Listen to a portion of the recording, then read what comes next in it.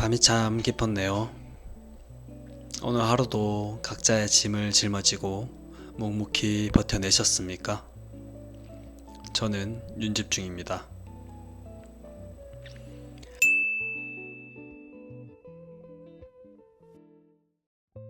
얼마 전 홀로 1박 2일 청도에 위치한 북스테이를 다녀왔습니다.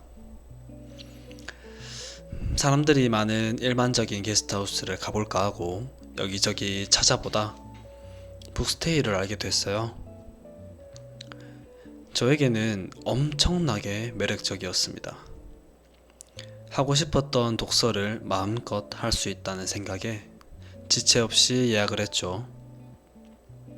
사실 연애도 하고 일도 하는 삶으로 독서할 여유가 많이 없더라고요. 쉬는 날만 되면 어디로 떠나버리니까 말이죠. 독서와 운동은 일부러 시간 내서 해야 하는 건데 이제는 시간이 생겼다고 이렇게 행동하는 저에게 꿀밤을 한 방 주고 싶었습니다. 평소에 잘해야지, 그렇죠? 그렇게 설레고 가벼운 발걸음으로 청도로 향했고 그곳의 공기를 들이마시자마자 만족감을 느꼈습니다. 건물이 총 4채로 구성된 그곳은 오마이북입니다. 북카페와 독채동, 그리고 식사동, 그리고 칵테일바와 함께하는 공간인 아지트. 제일 먼저 짐을 풀고 바로 독서하러 북카페로 갔죠. 저는 오전과 오후 내내 아무 생각 없이 제가 좋아하는 책들만 여유롭게 읽다가 어둠이 짙게 깔릴 무렵 숙소 한편에 마련된 아지트라는 공간으로 향했습니다. 사장님과 대화를 나누며 책을 추천받는 옵션을 신청해 두었거든요. 그 어둑한 아지트에서 사장님이 직접 만들어주신 칵테일을 마셨습니다. 한 잔은 아쉬우니 한 잔 더 드릴게요 라고 하시더라고요. 가수 장기하님이 좋아하는 칵테일이었어요. 기네스 베이스에 초코맛 나는 작은 잔을 넣어서 먹는 가밤. 그 순간을 생각하니 다시 그 맛이 입안을 맴도는 듯 하네요. 그러면서 오토바이를 좋아하시는 사장님의 인생 썰을 듣다 추천받은 책이 한 권 있었습니다. 아마미 나스키의 자전적 에세이 29생일 1년 후 죽기로 결심했다. 처음에 책을 봉투에 담아주셔서 무슨 책인지 몰랐지만 이 책에 대해서 설명을 들으니 참 저에게 필요한 책이라고 생각이 되더군요. 사장님은 이 책을 항상 보이는 곳에 올려두신다고 합니다. 이 책의 제목만 봐도 힘이 샘솟는다고. 저는 그날 밤 그 자리에서 이 책을 3시간 만에 단숨에 완독해버렸습니다. 그리고 며칠 뒤 회사에서 제가 곁을 내어주는 29살 동생 녀석에게 이 책을 똑같이 사서 선물해줬죠. 그 녀석은 의기롭고 인생에 대해 깊이 생각하고는 있지만 답을 못 내는, 아니 답을 내기 어려워하는 동생이었어요. 사실 인생에 답이랄 게 어디 있겠어요. 그 결론이 답이라고 누가 채점해주는 사람이 있나요? 하루는 저에게 묻더군요. 형님, 저는 어떤 사람인 것 같아요? 저는 농담 반 진담 반으로 너는 이기적인 아이야 라고 했어요. 그런데 아뿔싸 그렇게 흐지부지 주제가 넘어갔습니다. 설명을 좀 더 해줬어야 되는데 시간이 흐른 지금도 제가 했던 말 때문에 그 동생이 상처받지는 않았을까 걱정됩니다. 다시 만나면 토닥토닥 해줘야겠어요. 그 녀석은 세상이라는 곳에서 살아남기 위해 그저 본인의 기준대로 열심히 살고 있었던 것뿐이라고 생각합니다. 그 녀석 또한 상처받지 않기 위해 자신을 다지며 살고 있는 소년일 겁니다. 최근에 러닝을 한다고 하던데 벌써 몇 개월이 된 것 같네요. 매일매일 5km 구보를 뛰는 그 녀석의 의지에 박수를 보냅니다. 아무튼 제가 왜 이 책에 그토록 깊이 빠져들었고 왜 하필 그 동생에게 선물했을까요? 그건 이 책이 제 인생에서 가장 뼈시리고 참담했던 20대에서 30대 초반을 관통하던 저의 그 어두운 터널을 너무나도 잔인하게 후벼 팠기 때문입니다.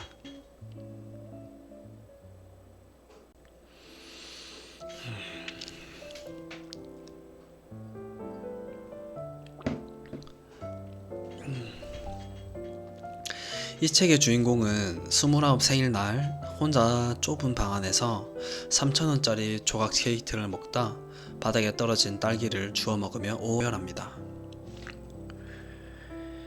텅 빈 통장, 파견사원이라는 불안한 신분, 곁엔 아무도 없는 초라한 외톨이. 그녀는 우연히 TV에서 본 화려한 라스베이거스를 보며 결심하죠. 딱 1년 뒤 내 30살 생일날 저곳에서 최고의 호사를 누린 뒤 목숨을 끊겠다고요. 죽기 위해 1년의 데드라인을 정하자 그녀는 태어나서 처음으로 자신의 밑바닥을 벅벅 긁어가며 치열하게 살기 시작합니다. 그녀가 바닥에 딸기를 주워 먹으며 울던 그 밤이 저에게는 20대의 어느 날이었습니다. 일을 그만두고 모아둔 돈으로 뒤늦게 공부를 시작했을 때 ATM기 화면을 확인할 때마다 깎여가는 잔고를 보며 제 숨통도 같이 조여왔습니다. 결국 잔고가 바닥을 친 날, 나이 30을 코앞에 둔 다 큰 어른이 되어서 부모님께 고개를 푹 숙이고 염치 없이 손을 벌려야 했죠.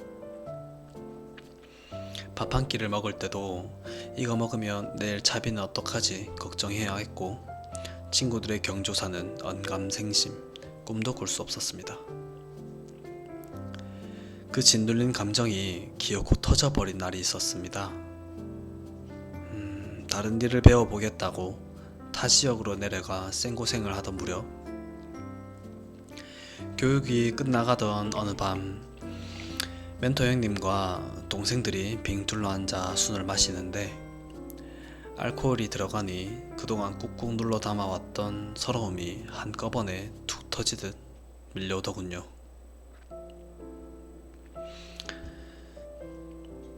저는 그 다 큰 사내들 앞에서 형님 품에 얼굴을 파묻고 어린아이처럼 엉엉 소리내어 울어버렸습니다. 동생들도 다 보는 앞이었으니 얼마나 쪽팔리고 남 부끄러운 짓입니까?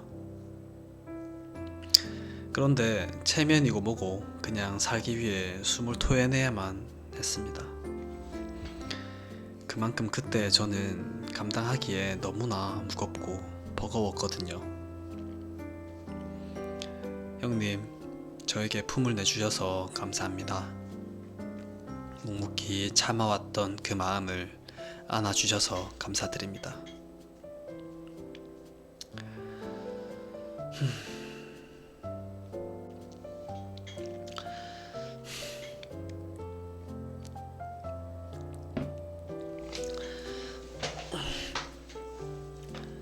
책의 주인공은 라스베이거스에 갈 돈을 모으기 위해 낮에는 파견사원, 밤에는 호스티스, 주말엔 누드 모델까지 합니다. 온갖 멸시를 당해도 자존심을 쓰레기통에 쳐박고 버텨내죠. 저에게도 그렇게 자존심을 구겨가며 버텨야 했던 시간이 있었습니다. 세상 물정 모르는 어린 놈이라는 이유로 툭하면 무시당하던 거친 시장바닥에서 일을 할 때였죠. 너보다 내가 이거에 대해 더 많이 알아. 조용히 해. 뭐 이렇게 무례하고 솔직한 말들을 참 쉽게 하더군요. 참 여과 많이 했습니다. 가장 뼈아팠던 건 현수막 작업을 하던 시절이었는데요. 아이디어만 쏙 빼먹고 버리기로 악명 높은 거래처 사장님과의 미팅날,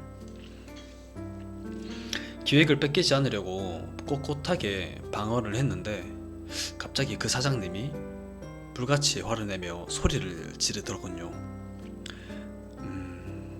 어린 놈의 새끼가 어디서 감히 나를 가지고 놀려고 드냐 라고요. 속으로는 수백 번도 넘게 그 테이블을 엎어버렸지만 현실에 저는 허리를 90도로 꺾으며 죄송합니다, 절대 그런 뜻이 아니었습니다 라고 거듭 사과를 하고 있었습니다.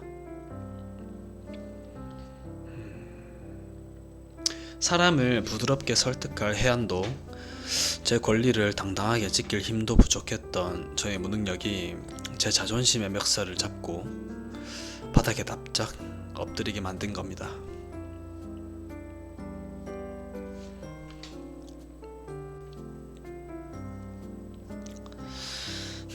그렇게 눈물을 흘리고 자존심을 꺾어가며 발버둥 쳤던 이유가 뭘까?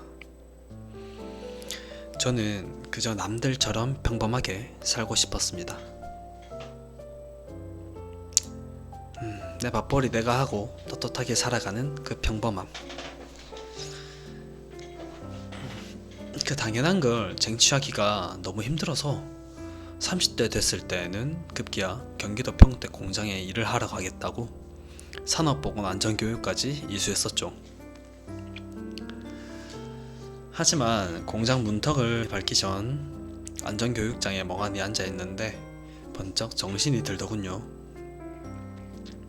여기서 도망치면 진짜 끝이다. 그래서 저는 남들보다 한참 늦은 나이에 태어나서 처음으로 자격증 수험서를 폈습니다. 어릴 적부터 공부라곤 담을 쌓고 살았으니 읽고 정리하고 문제 푸는 뻔한 요령조차 몰랐지만 그냥 무식하게 엉덩이에 땀이 차도록 의자에 앉아 내 찌질했던 과거에 복수하는 심정으로 미친듯이 책을 파고들었습니다.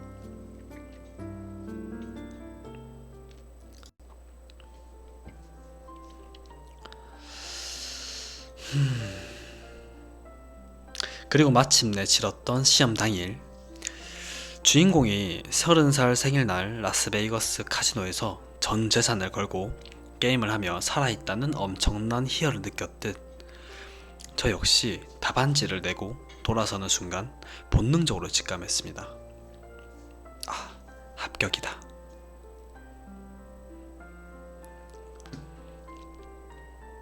가채점 결과를 확인하기까지의 그 시간이 마치 갓 사귄 여자친구와의 첫 데이트를 기다리는 것처럼 미치도록 설레고 떨렸습니다. 저희 큰 누나와 동네 카페에 마주 앉아 덜덜 떨리는 손으로 채점을 하고 마침내 합격을 확인했던 그 순간, 제 인생에 그토록 압도적인 성취감은 없었습니다. 그날 밤 누나와 허름한 막창집에 마주 앉아 고기를 굽는데 지난 몇 년간 제 가슴을 짓누르던 그 거대한 바위 덩어리가 씻은 듯이 날아가더군요.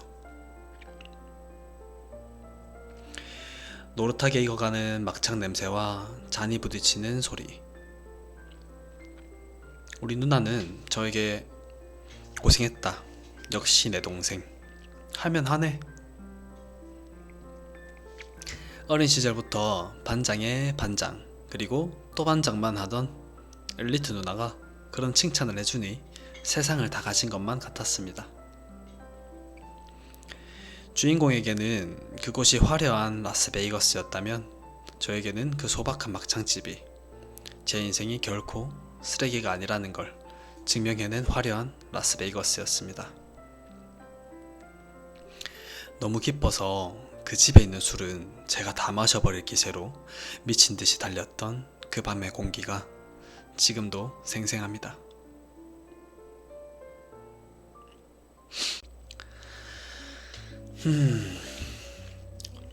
이 책의 주인공은 결국 1년 뒤 죽지 않았습니다.